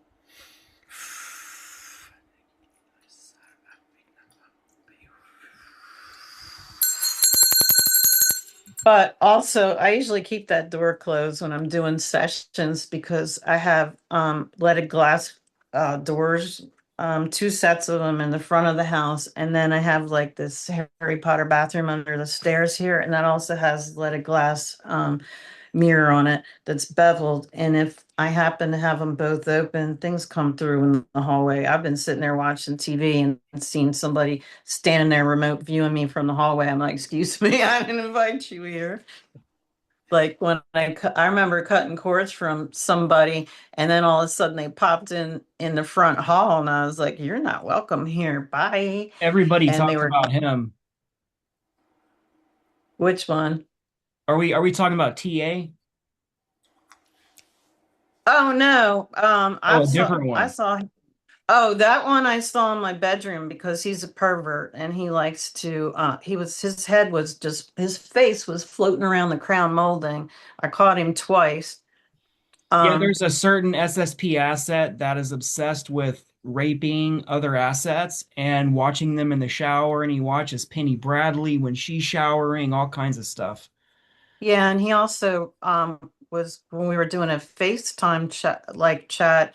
He was he went to sleep during the chat, but was astrally raping my friend while she was at work, and we couldn't figure out what the hell was So it's going the on same with guy her. you were talking about earlier. Yeah, this guy is a nuisance. That's TA. Yeah, we've had numerous issues with the guy, and I tried to warn Penny, and he's not a high adept. I said, "Oh, yes, he is," because I've seen him in my house. And somebody else that I taught to remote view ended up showing up that I cut cords with, and I'm like, "Nope, you're out of here," you Okay, know. I don't know who this TA dude is, but this is a massive violation. This Yeah, he being needs to. practices black magic too. That's even okay. Let's set a divine audit. Shoot, I just saw something move in the hallway. Yeah, I saw a let's. shot. Good. We don't have to go hunting. They're coming to us. Oh yeah. Well, I can go set up a camera out in the front hall No, no, because I've no, got no. some Let's take pulling. care. In the name of my beloved source of all sources, I create a pocket dimension. I pull in all intruders, all those responsible for the violation of sovereignty of divine beings in the form of rape, molestation, and harm of children. I pull into this pocket dimension in all aspects of their infinite soul. I initiate a comprehensive divine audit, and I set the contents of the pocket dimension ablaze with the appropriate strength and vibration of divine fire, so that it all may burn to such a degree for what remains to be of service to the highest good of all. Once again, I peg this into existence and bring it into being. Okay, we've just got a barbecue going, and reptilians smell really nice when they're cooking. I would say the burning flesh smells a lot better than what a draconian actually smells like. Because when a draconian, you don't have, if you're not hybridized You they you step gotta in, cook them, you of can literally course. you can smell the uric acid, you can smell the pheromones. Literally, you can't even be around an alpha draconian unless you're a hybrid because you will literally evacuate your contents. You'll pee and poop on yourself for Christ's sake. You So add like when cook they them, add come, some it's like Susan says, parsley, you smell them. rosemary, paprika, yeah, some barbecue sauce, and yum yum yum. Some Reminds me of adobo. wearing That like might be good with the some necklace adobo of and garlic saison. cloves. Yeah, You're the like, skulls. I wonder if they taste like alligator. It all tastes like when I chicken. wasn't vegetarian, I do love gator tail, so Exotic. Well, hey, payback's a bitch, huh? Oh wow, how auspicious. Well, we should do this more often. Bringing these creatures to us. you got to call Let's them just out when say, it comes out, man. yeah, Like yeah, even yeah. the dude TA, I'm just getting sick and tired of hearing about this guy. I want to call him out by his name, but like I don't call out a lot of people. You have to really Right, right, escalate it right, to mess right. with me for me to call you out, but like he needs to back down because I thought he was Not on good. death's door, which is where the other one should be too. yeah, but Mm, like, was that a culmination of his practices? You know what I'm saying? When that thing happened to him at that one moment in which canceled his talk at the Super Soldier Conference, I Oh, it did. psychically I felt it was all connected because he served on the Franklin with Johann Fritz, and that exact SSP ship, it wasn't known for a lot of good stuff. Well, Like I also remember him shooting me in the back when I was trying to escape on my dragon ship when I was pregnant one time, and he made rank for doing that because I remember he shot me with some kind of pulse rifle, and I just gotten up to the top step to get onto that flight deck, and I went skidding across on the side of my face. Um, yeah, and the next thing I know, I was in the friggin' dental chairs, and they had the guards with their black helmets on, and they were sending me back. But I think I also came back with that baby. I think that's my Well, younger son. this guy's all over the place. It's not just a regular shard in a body. Yeah, he's been cloned and chopped up and replicated. So we're still pulling in aspects of this being into the bubble. It's ongoing, quite unusual. Usually it's really fast. But yeah, this guy's been spread across this universe all over the place. Well, we're pulling all the last pieces in. Let the beloved divine cast judgment. If nothing remains, so be it, including the human part. If there is a way for redemption and healing, so be it. So we're not causing harm, we're just snitching to source. Yes, please rid us of these malignant narcissists. They're attacking and assaulting people, and they have Yeah. absolutely no empathy. They don't feel sorry for anything they do. They don't care that they destroy you financially, mentally, physically. It's what they are. You know what? This right here, right now, has not happened before. Us coming together, speaking freely, without pain, with our dignity intact, with our heads raised high in the light of the beloved divine, and initiating audits. This has not happened before. Never the three of us were in such awareness and ability all together at once. And this is really auspicious. This is a powerful moment. Shoot. Now I want to go to the Hill of Terror with you. See the Yes, rest please. of Oh my God, that it's stuff. Irish food. Oh my Drago, you gotta come to Irish food. I don't know what these people do to this. It's so delicious. It's It like, is. Probably I has oh thought my, it Irish has food was. root source coding in it. That's why. it's not regular. Everything tastes so good. The people are lovely. The landscape is amazing. I think there's going to be some powerful, powerful healing for you there. Well, I haven't been back since 1984, and the troubles were going on there, and I Come, was come, come, mostly up come. in the north. I would like to So see the people take their power back with what's happening there. Take their power back from the little controllers because, like, we're not dealing with human controllers there. You know what I'm saying? Even in the United States, I would never tell people to do anything, but I would only say people need to claim their power back. We have to take our power back, and that's all I can legally say. Because if we yeah, and don't take our power back, we will all fall asleep one day and everything we ever remembered and everything we woken up to will be gone and erased from our record. Because that's where we're going with mind control with the AI and everything. They're literally removing our ancestral memories and rewriting it. So Oh, spot on. Spot on, man. I mean, looking back into the Earth Akashic records, there's so many empty patches. They've messed with the Akashic records of Earth. Beyond Lemuria, it's a black hole. It's all gone, burnt out. You got little patches here and there. And then the next best thing that you can get would be the Shambhali 3 million years ago. So millions of years of human history have been erased. So you got to go to the galactic level or universal level to get some insights. What you just said is accurate. If there is a civilization that does not remember who they are easy to control. And we're the mighty humans, for goodness sake. This situation is unbecoming of us. And it's not that we want to create empires and conquer the cosmos. No, no, no. But to live in dignity. This is the birthright of every divine being. To be treated like cattle and to be harvested in this way, this is not a good state of being. It's going to come to a close. And that's the good news.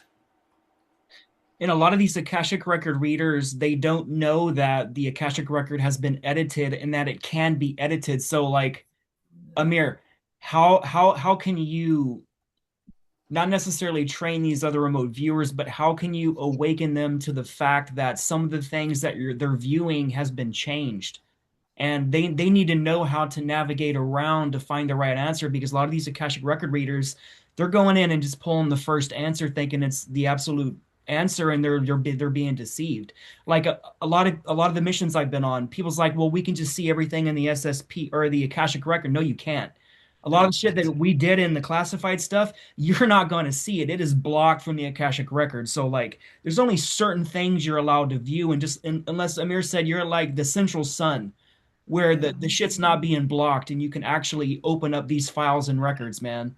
And that's why Susan, um, a lot of the times they would mind wipe you, you would use personnel files and hold them up in front of a mirror So you can use Operation Looking Glass against itself so you can remember. Oh, You know what I'm that's what saying? I started talking about that. And I took the files and it was Maria. I think Veronica was there. Effie was there.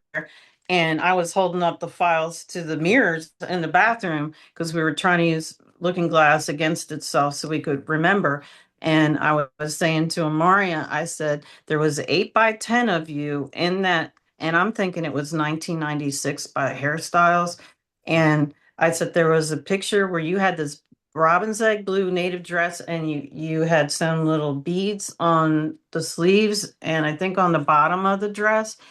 And she said, hold on, because we're doing in a live chat. And she goes and gets this dress out of the closet. She goes, I just made this 2 years ago. I was like, that was in your freaking file and you hadn't even made it yet.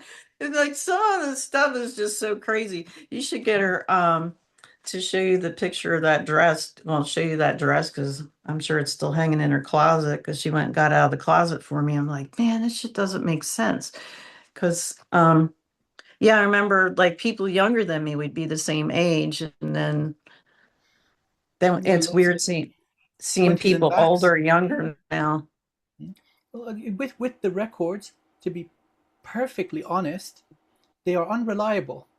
At least the Earth level, it's like a public library in a ghetto. There's graffiti on the wall. People have lit fires. It's a freaking mess. And so with the sessions I do, I go only to the universal level. So the soul entering, or a very, very fundamental level, so the person remembers their essence. So telling somebody, okay, for example, you died in the 16th century from diarrhea. Okay, that might be in the records, but it's no use. Knowledge without utility is a burden. But that essence of the soul, which shards into so many bodies, that is true. And that seems to be very soothing for the person. They remember those fundamental gifts or siddhis or abilities that they came in with, they remember. So at that level, at the universal level, not even the galactic level, because the galaxy is a mess. So the closer down you come to the local zone, the records are unreliable. And there are beings with this specific task or soul mission that have come in to do repairs to it. So imagine a bumpy road and you fill the bumps and the potholes with sand. Each particle of sand is a seed of divine energy. So it unfolds and there's a built in mechanism of repair. But until that is complete, you can't rely on these records. The two different people see different things and then it can be infiltrated to show that a certain being is evil. Well, that could not be further from the truth. So should be taken with a grain of salt. The closer you go to the beloved divine, the source of all things, the clearer and cleaner it becomes. So it's really a compromise. How close do you want to come to the immediate previous lifetime?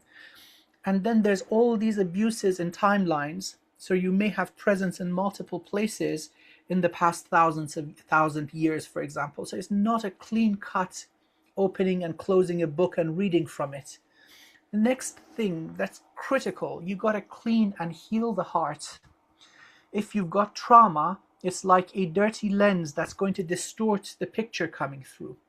So without heart healing, the person is reflecting the records that may originally be clean through the filter of their own trauma. So a lot goes into getting a clean reading that will actually benefit the person.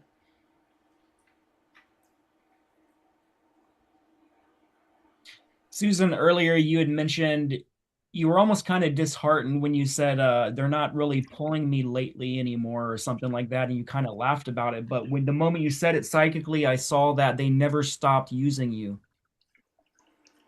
and you're still on missions right now, and they're going to use you until you die, and then when you die, unless you break free from that, they will keep using those aspects.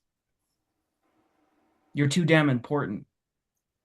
Like energetically, I see that you're very important in all this. And that's why you were chosen to be one of the lead instructors at Montauk to teach the kids psionics, you know?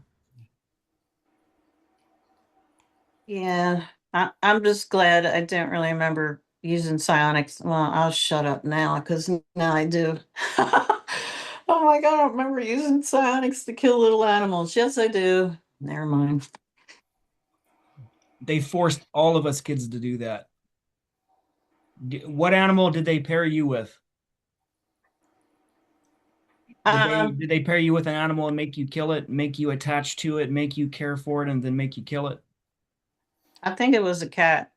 Um, because I haven't really been that fond of cats. I've had a couple. I'm usually a dog person, but yeah, now I've got a cat and he's one of my protectors. He sees stuff I don't, and he's in the room, but he's taking a nap right now. What I had to learn as a kid that there's two ways you can use your psionics. You can kill with pressure, which is extremely painful, meaning you can collapse organs, you can explode a head, you can do all kinds of things. But I realized at a young age that I could just swipe and remove the electrical system from the body and just swipe him out of the body. Just no pain, no nothing. Just I'm removing the essence. The body drops. And a lot of kids couldn't do that. But like that was my way to deal with having to literally hurt and kill innocents. Especially like those animals were like one of the only things we were allowed to love. You know what I'm saying? Because we weren't allowed love. We weren't allowed to communicate amongst kids. If we did, you knew what they did to us. You know what I'm saying? So like Well, shoot, we're not allowed love in 3D. We're all like alone. word on that. So Yes, We're yes, all so alone. We're all three alone. yeah. It's, it Because sucks anybody to you have get this close, burden. That's why we can laugh about it because it's so true. yeah. Well, be like it'd let's, be nice to have a love interest, but it usually yeah, comes with a handler. So yeah. yeah. They get infiltrated, weaponized against you. Me and Amir has God been help talking you if about that you a open lot up. lately. Yeah, open up your heart, and then you're vulnerable, and so through the people you love, you are hurt the most.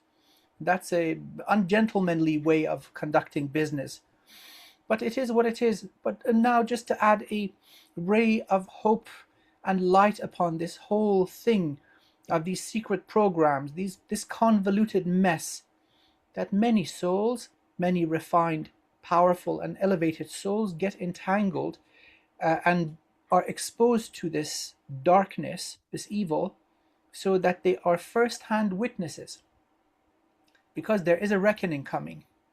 You see, if it's hearsay, there's always a way to deny plausible deniability or implausible deniability. But when it's between you and a soul that has inflicted harshness, pain, dishonor upon you, then there is no way of denying this. So we're witnesses. We are witnesses. And so all that is in our energy structure cannot be erased. It's independent of the Akashic records or any other mechanism. It's stored in the soul, and they cannot get to the soul. They may mess with soul shards. So this is evidence for a final balance where this is coming, this is approaching in the next, let's say, 1 or 2 centuries, where everybody holding the bag, holding pieces of your energy, cannot deny it. And so that is righteous justification for an audit, for the divine fire.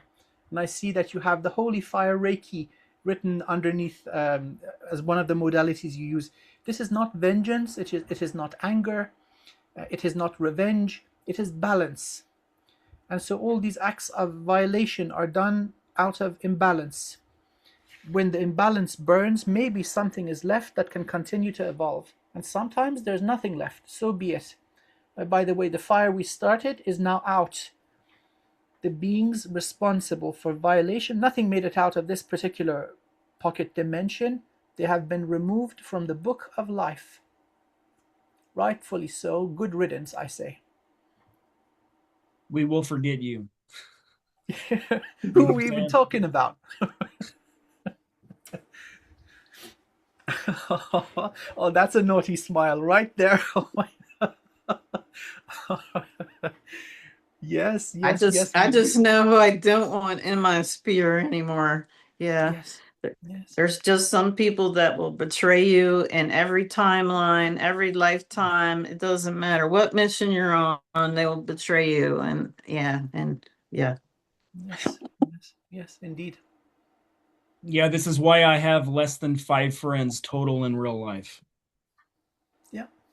And don't think that I've had other remote viewers look into those people to see who they are. And some of them I know what their intentions are, so I'm playing the long game on that. It's called the art of war. Yes. It's But, jealousy.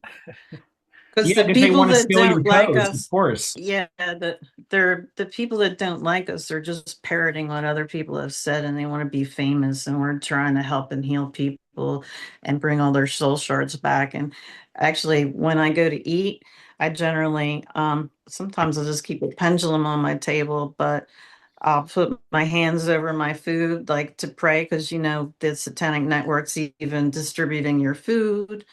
Um, and raise it to the highest possible vibration and to heal my body and my soul. And I call my soul shards back to me. And then being a healer, I also heal myself, but that wasn't why I went into it. It's just one of the abilities I have. And I'm like, hey, I'm supposed to be using this to help people. Because when you said witness, I'm like, yeah, I've called myself a hostile witness here many times, because I felt like that's who I was to be a police officer, because I've actually been called up yeah. to some galactic courts, and they were asking me how the children were treated down here, and I told them like shit, and a crackhead or a crack dealer gets more time than a pedophile. And I was really pissed off at that. I'm like, why do they not care about the children, you know? Yeah. Is that the same court where Penny Bradley is a bailiff? I didn't see her there. I saw this crab-faced lady and this tall white guy that kind of looked like Lurch. And Veronica was sitting there too. We were at the prosecutor's table, and we just were there to give witness to stuff we'd seen going on here.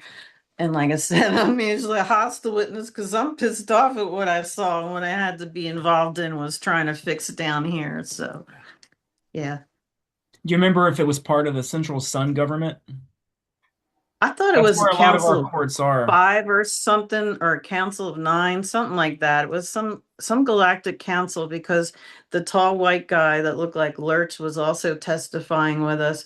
And the weird thing was, it was like this multi-dimensional courtroom, because it looked like any courtroom you'd see here in the United States with all fancy with the dome and everything.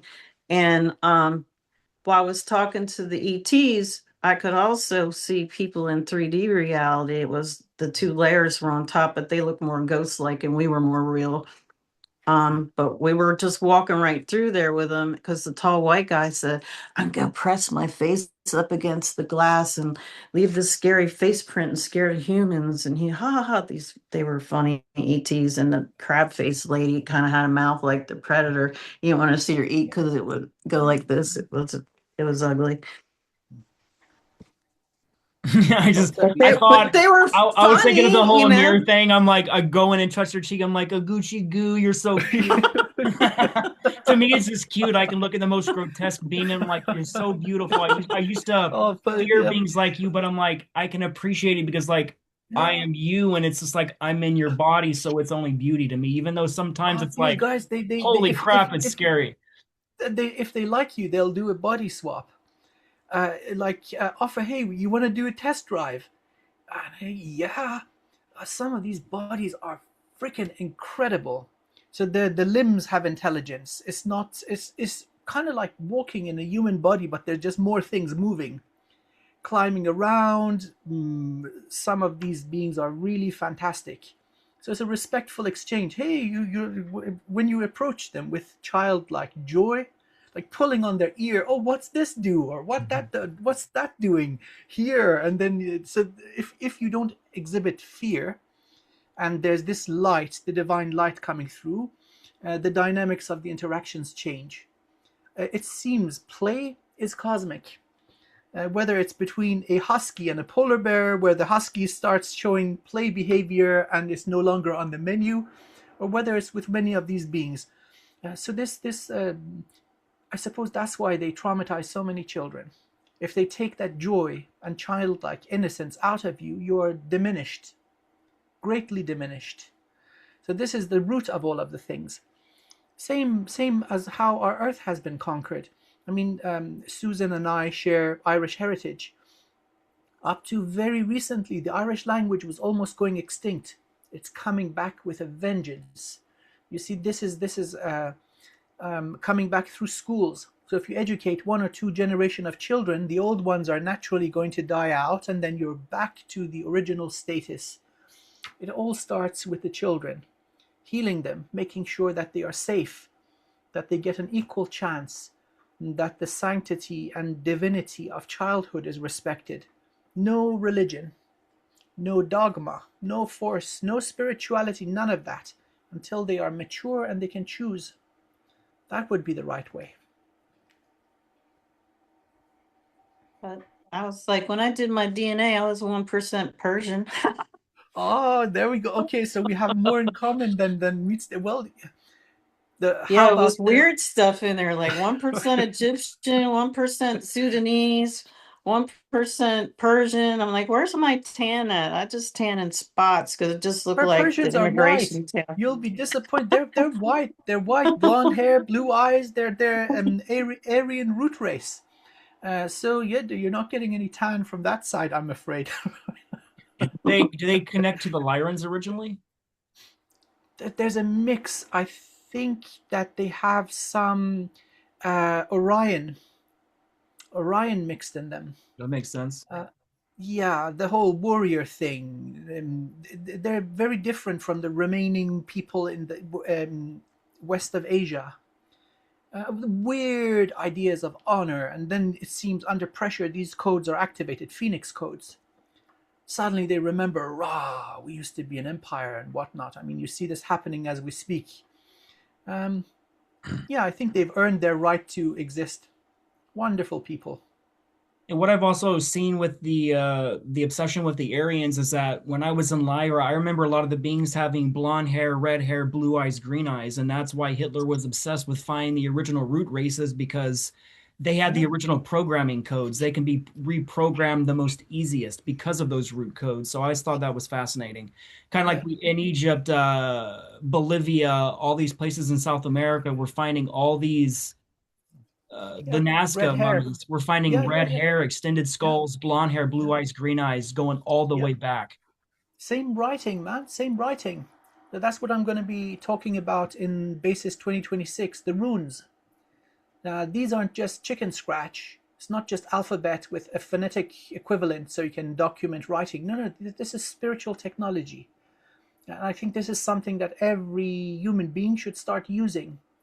And it's custom built like a tailored Italian glove to the human consciousness, to the human brain.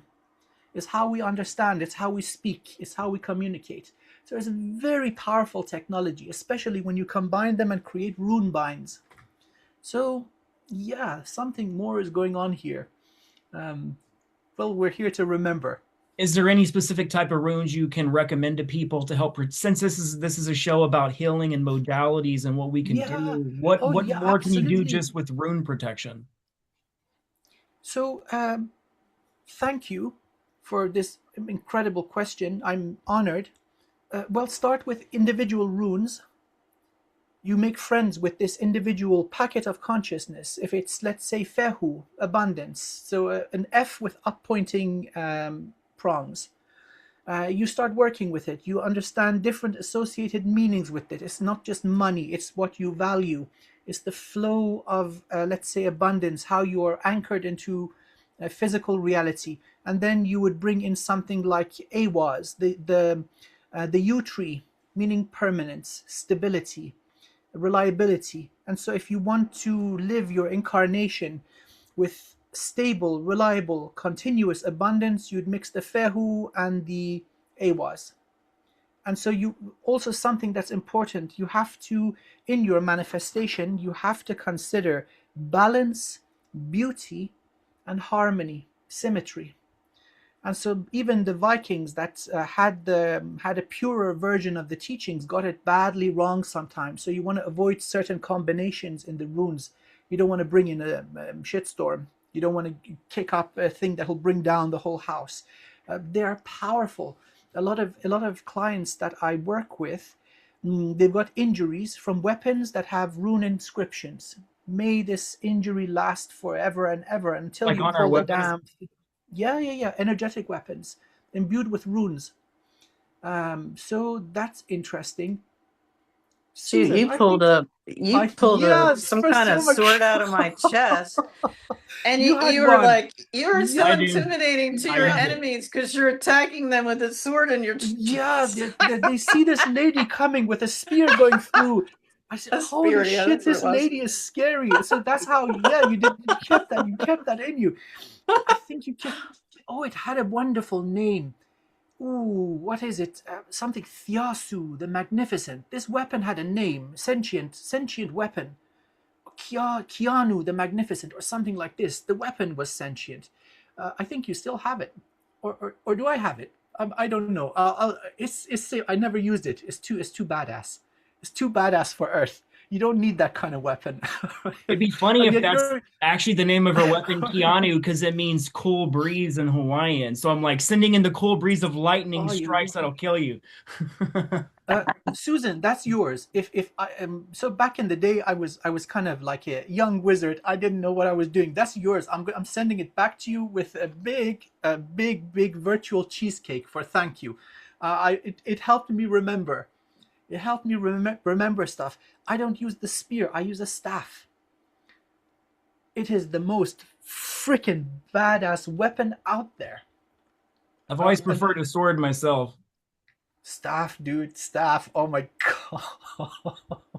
It was Susan Dude, that actually she would actually teach bow staff to the kids and different weapons and stuff like so it's like the fact that she would have that kind of weapon and she's one of the lead teachers teaching the weapons. Oh yeah. So a little Draco reptilian barbecue is just a very small reward for all this hard work. Barbecue sauce.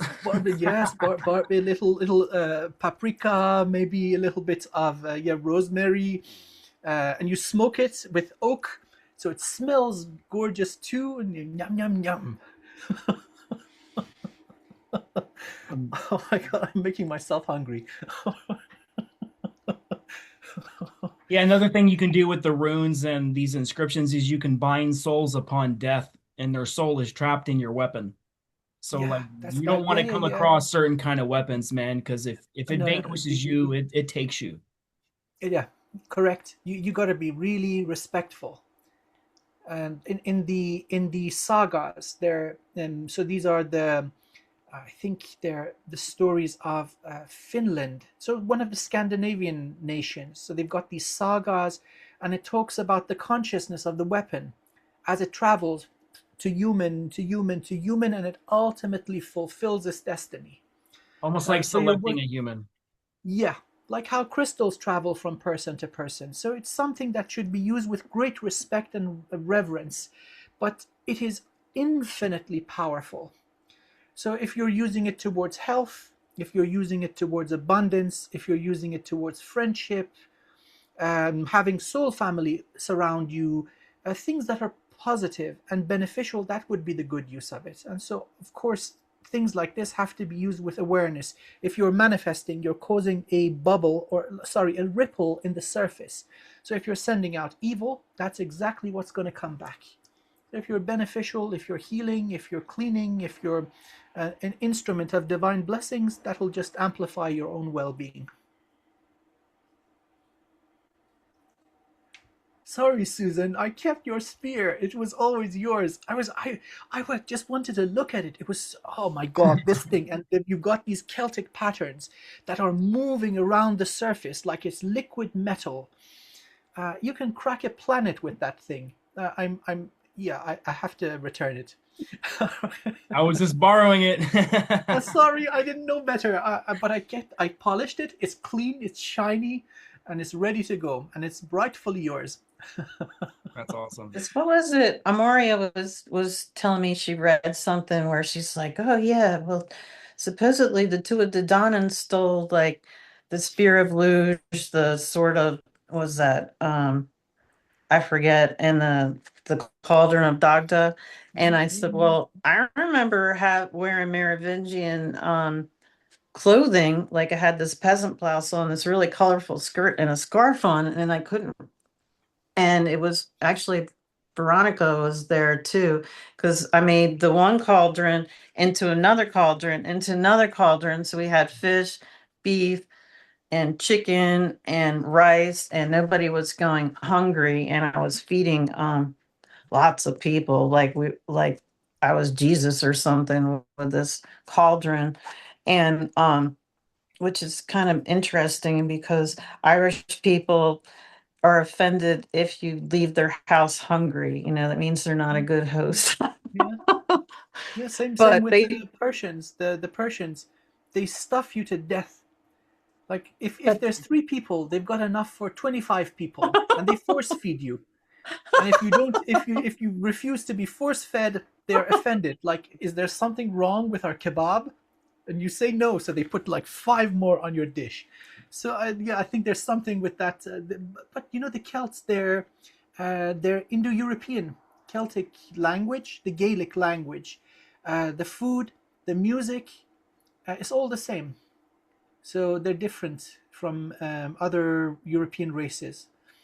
Oh yes, Strachiarla, Arte oh will come yes, and yes. gouge them. So, um, let's see. Have we left anything out? Yes, yeah, we left a lot out. Oh my god. Yeah, How there's all much can we? kinds of stuff. Yeah, all kinds of stuff. Part Susan, you two got to coming come back. soon. Yeah, please, please. We freaking love you. We both think you're incredibly awesome, super awesome, I and love both of you guys. So have me back whenever because Drago's super cool. And Amir, I got to come out and do some wizarding stuff with you one of these days. I got to oh get my, over there. I got my listen. passport.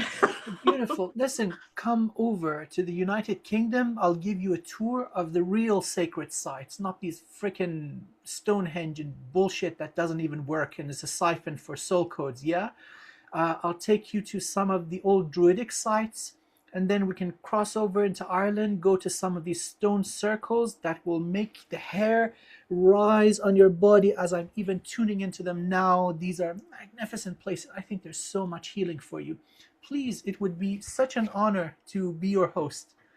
I'll It even was funny throw in because a I was getting yelled at when I was in Ireland back in 1984. Get out of the stone circle. That's oh for the no. fairies. I'm like, I but knew I'm he was one of going to the say fae. that. I'm I just allowed saw in you here. dancing like a fairy, and they're like, "Get out, you fairy!" They're like, get out of there.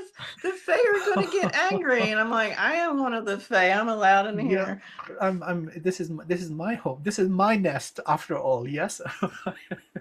This is Hey, my let's make it happen. portal. My portal. Let there be thunder. Rah. Oh wow, Susan, you gotta come back.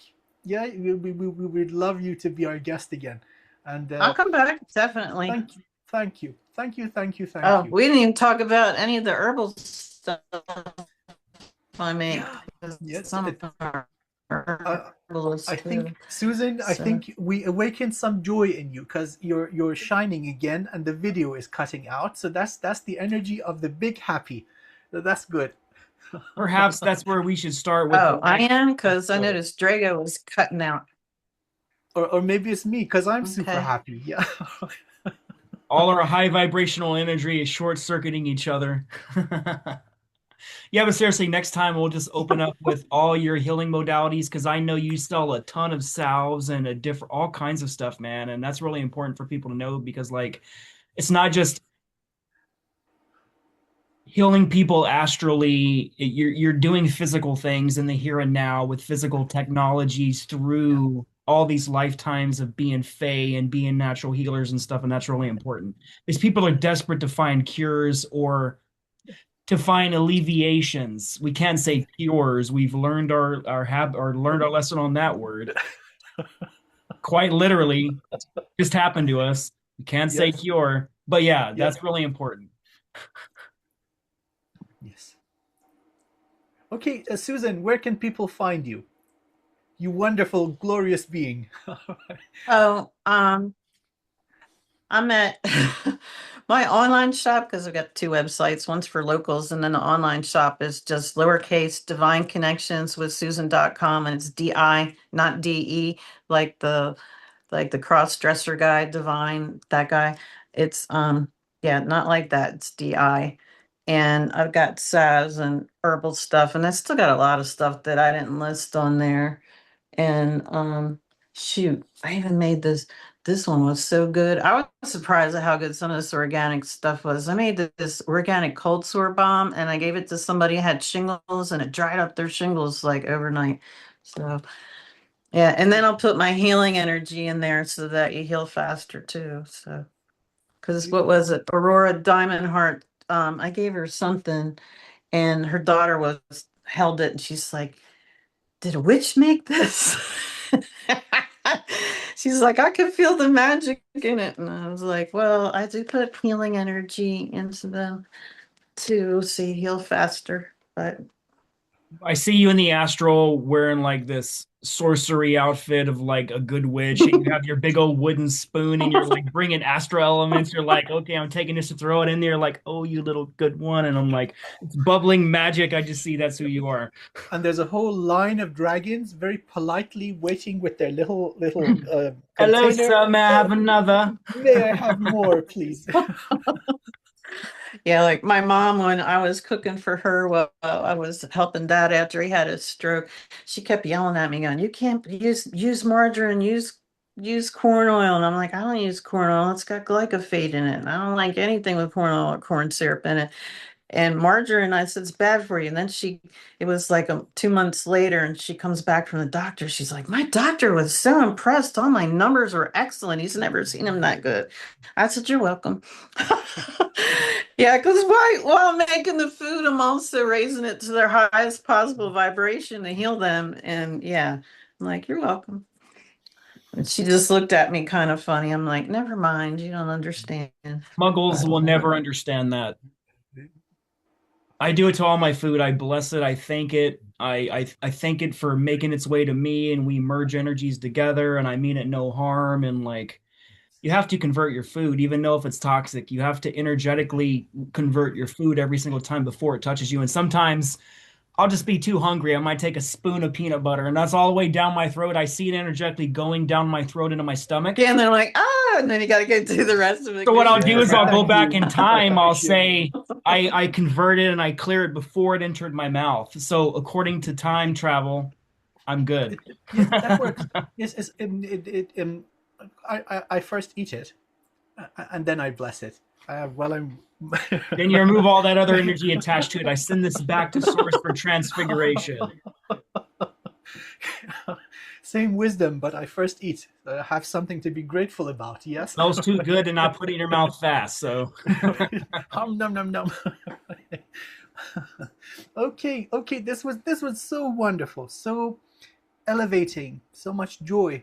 And although some of the stuff we spoke about was not that beautiful and good, well, we managed to transmute it. So, ladies and gentlemen, thank you. Thank you for if you've made it so far. Subscribe to our channels. This is collaboration, equal collaboration. We'll put all the data, all the links down there. If you like to support us, please do subscribe, share the goodness, and we look forward to other wonderful episodes with Susan. Thank you. Thank you, thank you, thank you. Much love, everybody. Till next time. until next time, everyone.